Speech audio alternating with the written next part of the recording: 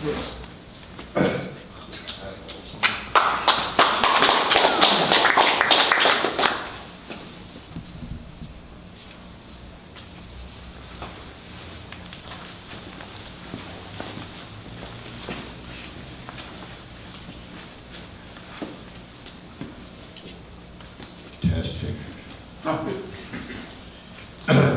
My name is Paul Bullock, for those of you whom I do not know. Never written memoir before, so I thought I'd give a stab at it. This is my first attempt.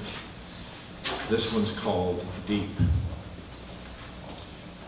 30 grand sounds like a lot until you realize how little it will purchase.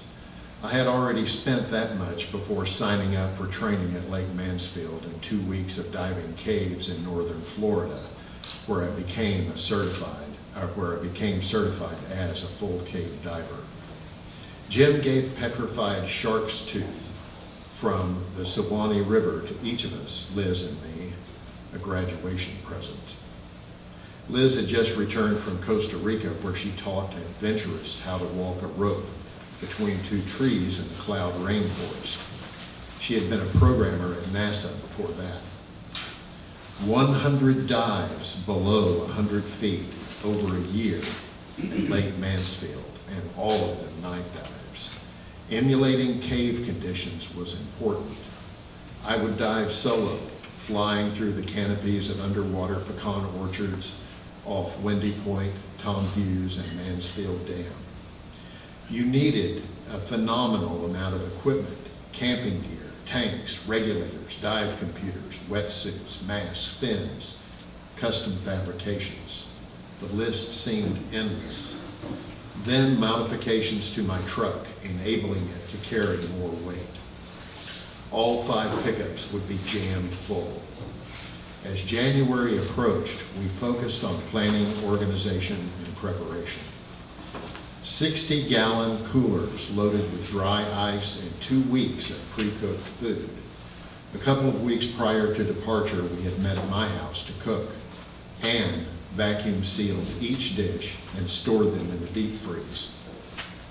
Fine cuisine, wine, and whiskey. We ate like royalty on project. Finally, pack-out day and departure. 3 hours at Ann's house, organizing and stuffing necessary stores into the shell-covered pickups. Because once you get there, and you're 100 miles from anything resembling civilization, you're there. And in the Sierra Madre, there's no chance for unscheduled trips, looking for this or that. No convenience stores, no hospitals, nothing. If you forgot it, you did without it. And if you injured yourself, you managed it. But we had Dr. Kristovich. She had already accumulated 3 world record dives by the time I met her, and had spent considerable time studying dive medicine and could handle just about any problem that arose. Then Jim Bowden, the project leader, a living legend. He had set a world record open circuit deep dive to 925 feet at Zacaton in 1994. Golden Gloves boxer, professional photographer, and the most literate man I've ever known. He had read every word that Hemingway wrote. He could argue about Ezra Pound without cursing, and had read halfway through Sartre's Nausea. He quit reading it, commenting that it didn't make sense. Sounded like the ravings of a speed freak, he said. And he had read all 11 volumes of Will and Ariel Durant's Story of Civilization. Occasionally pausing for a sandwich and a bio break, he had sequestered himself in his bedroom for 6 months to read, and Jim read every day. He even read underwater. Carrying a paperback, he would lie in the sandy shallows and read on those long decompression stops. He had to finish it because the paperback disintegrated when he surfaced. But the most impressive thing about Jim, his refusal to accept honorary membership in the Explorers Club. Roald Amundsen, Robert Scott, and Ernst Shackleton, all honorary members. At first, I thought, who could refuse membership in an elite society like that? What an arrogant prick. But as I would soon learn, Jim was anything but that. And what is arrogance, if not fear chauffeured in a rusted hulk called ego? And the expression of ego has no place in a precise science like cave diving. Jim invited divers to join the project based on careful observation. No cowboy divers with something to prove. Proving something in a cave, that's a formula for disaster. The cardinal rule, know thyself. Anyway, it's D-Day. The trucks are loaded, final inventory check. Then Ann gave last-minute instructions and a radio check to make sure everyone's CB would send and receive. 6 hours to Brownsville, the first leg of the journey. Rooms at La Quinta. We spent the evening at the Olive Garden, eating, drinking, and lying to each other. And the day after, we crossed over to Matamoros and drove 150 miles below the Tropic of Cancer, stopping occasionally to pick up the white blossoms of blooming agave for use later in pan-fried enchiladas. On the side of the highway, a white 6-foot concrete ball with black stenciled letters that said, Tropic of Cancer, indicated when you crossed. And when you crossed, you were in the tropics, among the mangoes, poinsettia trees, 30-foot stalks of bamboo dancing with the wind, clattering in the night like samurai practicing with Shania, yellow and green parrots in the trees barking and chirping at night. And in spite of being exhausted, your mind is burning with 1,000 unquenchable thoughts. And you are engulfed in this exotic world with your eyes wide open and the realization that you're in the jungle. Thank you.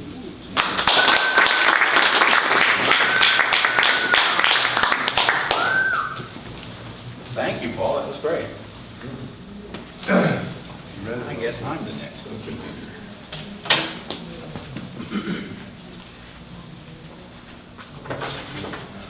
My college poetry workshop class had dinner with William S. Burroughs once. After a lecture he had given the English department, took us out for pizza and beer. With his muscular male blonde assistant seated next to him, he looked even more like a bony, disgusted, exhausted old man, like a stork in a black suit. And it was delicious, like the pizza, how much less he could not have cared about us.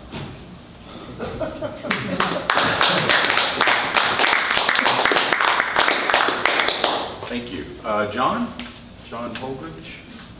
That's me, but I didn't sign up to read. Okay, you signed up for video consent. Yeah. Correct. Would you like to read? I'm sorry? Would you like to read? No, I'll. Okay, you're on here. Okay. Thank you. Heidi. Yep.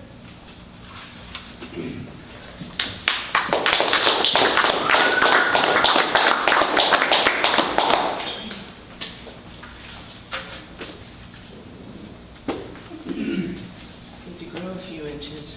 So I'm Heidi Juel. I teach at ACC, and glad that we provide you guys this opportunity, and also for South. Love that. Thank you. So yeah, I have a couple of poems here today, and all first ever in public, so we'll see how they go. This first one is called Proximity, and it has a couple parts, so like you hear in symphonies, there'll be a pause, and no clapping, and then I'll keep on going. Okay. Proximity. In the Olympic canopy of red cedar, Douglas, and hemlock, so huge, so silent. How can it be so silent? Splat breaks the silence. Splat, splat, splat, splat, splat. Olympic-sized statements land on the tent. Wait for it. Reverberations of everything that the trees and sky and night and earth have to say now. Even as I'm grateful, dry in the tent, I am part of the sound, that living thing. Cedar boughs bend, weighty waterfalls cascade, 230 feet, recede. The silence still is broken, a drip between silences. Silence, a drip, lulled, touched, silent. 848-2730, I dial the memory. 6-year-old me answers the phone. Jesus residence, Heidi speaking. Horrified I hang up the phone. Ha ha, Dad laughing, dials again. Ha ha, Dad, yes, even now. You've got mail. Bold font, blinking light, 3 chirps, a quack or a moo, a message from you. Your words reach out and touch me, virtually real. And I am grateful, so for real. I cherish you as I do my favorite cotton tee. Relaxed, comfortable, fits the way I like it. Sleep in it, live in it, never want to take it off. But I do.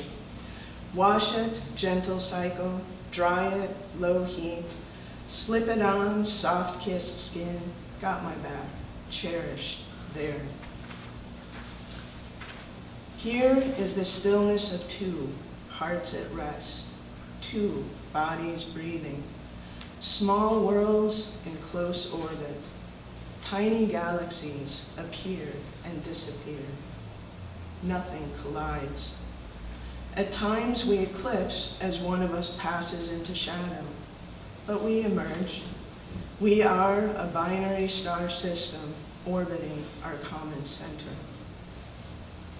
Grateful to be in proximity, just simply be in touch.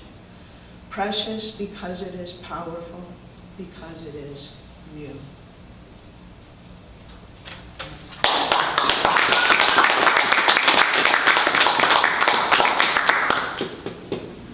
Yeah, 1 or 2 more? Come on. All right, cool. You want the mellow or the happy? Happy. Happy first? Okay. This one, I don't know where this one came from. This snow globe is mine. Look! Yes, in here.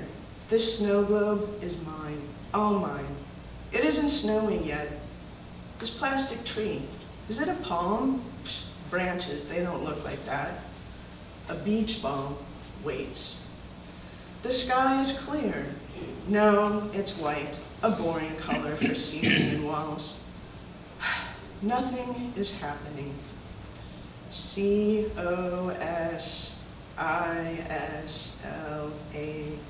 Sand that isn't sand obscures the rest. Wait. Kick the beach ball. Sand becomes snow, not snow. Kick it. Skip the imaginary rope. Run to the edge. You can't fall off, though you'd never know. The world is full of snow, not sand. Jump. Raise the roof. Toto, not in Kansas, not anymore. But look here. I've got the ruby slippers on. Kick off the heels. Not sand, not snow. Red kites glitter in clear sky.